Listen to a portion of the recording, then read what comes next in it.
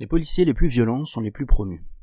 Fabien Bileran, ex-policier, et Agnès Nodin, capitaine de police, porte-parole du syndicat SNUITAM-FSU, publient ce 1er décembre « Police, la loi de l'Omerta », où plusieurs policiers racontent une institution ravagée par les dérives. Entretien avec Nadia Sweeney pour le site Politis. Pourquoi avoir coordonné ce livre ? Fabien Bileran, parce qu'il y a urgence. Urgence à révéler ce qu'il se passe en interne, à révéler l'usage politique qui est fait de la police, des dérives de la politique du chiffre, etc. Sur les drogues, domaine que je connais, c'est flagrant.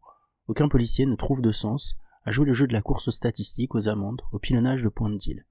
Stéphane Lemercier, qui témoigne dans le livre, raconte par exemple très bien comment on crée un point de deal artificiellement et on le ferme pour que le commissaire puisse faire apparaître dans ses statistiques. La lutte anti-stup, ce n'est principalement que du mytho, tout le monde le sait. Les policiers parlent aussi de la corruption, des violences policières, du racisme, de l'impossibilité de dénoncer les dérives en interne. L'impact sur le sens du travail policier est immense et cela crée une très grande souffrance. Cela nous amène à la deuxième urgence, la crise suicidaire que vit la police depuis 25 ans.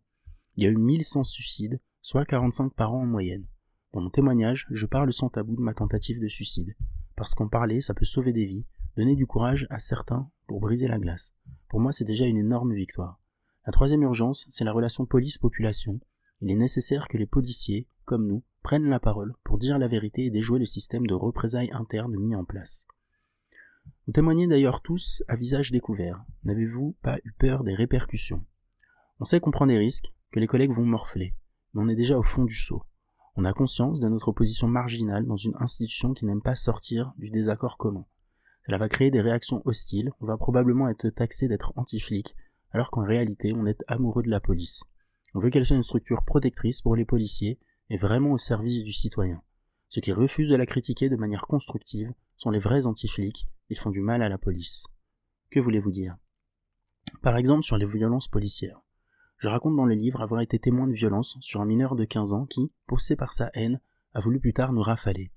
Nous participons à produire une radicalisation de la jeunesse qui met en difficulté les policiers en première ligne. Ils deviennent eux-mêmes victimes des répercussions de ces violences policières. Or, en interne, les plus violents sont les plus promus.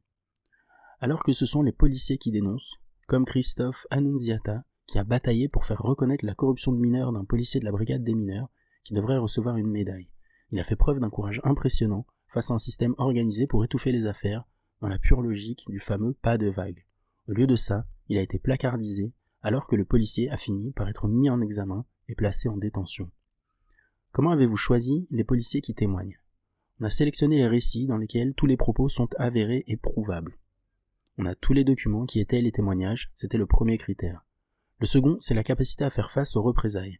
On a beaucoup échangé avec les témoins, on a choisi les plus sereins, ceux qui peuvent porter leurs témoignages publiquement. C'est aussi l'idée du collectif, être plusieurs, ça protège, on n'est plus seul. Car en interne, les lanceurs d'alerte subissent les foudres de l'administration.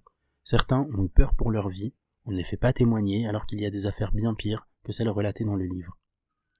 Vous avez participé à la création du mouvement des policiers en colère en 2016. Est-ce là que vous avez pris contact avec les autres policiers ? J'ai pris contact il y a plus d'un an avec Agnès Nodin, car elle travaillait sur la thématique de la rupture conventionnelle dont je voulais bénéficier pour quitter la police. On a beaucoup discuté et l'idée du livre est venue toute seule. J'ai rencontré d'autres policiers au cours d'accompagnement, notamment dans le cadre de l'association PEPS, Police, Entraide, Prévention et Lutte contre le suicide. Pourquoi ne pas vous être rapproché des syndicats majoritaires ? Parce qu'ils n'ont pas défendu les personnes qui témoignent. Les syndicats majoritaires ne sont plus un contre-pouvoir. Quand une organisation du travail dysfonctionne, au point qu'elle produit un taux de suicide 40% plus important que le taux national, il y a un sérieux problème et ils ne le traitent pas. Ils ne sont pas critiques du système, ils en font partie. Ils ont une vision électorale à court terme dont l'objectif est d'asseoir leur pouvoir en utilisant leur influence sur les grades et les mutations. Ils se basent uniquement sur la satisfaction individuelle, pas sur un objectif collectif. Et le ministère de l'Intérieur. Je n'attends rien du ministère. Depuis des dizaines d'années, les ministres qui se succèdent utilisent les mêmes ficelles pour leur communication. Je l'ai vu faire, les stupes sont très souvent instrumentalisés. De plus, je reste persuadé qu'il n'est pas informé de la moitié de ce qui se passe en interne. Il y a de puissants filtres dans les remontées d'informations. Qu'est-ce que vous espérez de ce livre ? J'ai un côté naïf, j'espère qu'il y aura enfin une remise en question de l'institution au sens large, que cela va permettre aux citoyens d'exiger qu'il y ait une meilleure police, qu'ils s'approprient le sujet et qu'on sorte de cette cogestion hiérarchie, ministère, syndicat, qui ne défendent que leurs propres intérêts. J'espère que ce livre va susciter des réactions, notamment auprès de la représentation nationale. On doit présenter notre livre à l'Assemblée nationale le 7 décembre prochain, et on voudrait qu'une commission d'enquête parlementaire soit ouverte sur la souffrance des policiers. Au Sénat, ce n'était qu'une simple mission d'information. À France Télécom, il y a eu 9 morts. Ça a déclenché une enquête pour harcèlement moral institutionnel. La police vit le même mécanisme. Il n'y a pas d'enquête.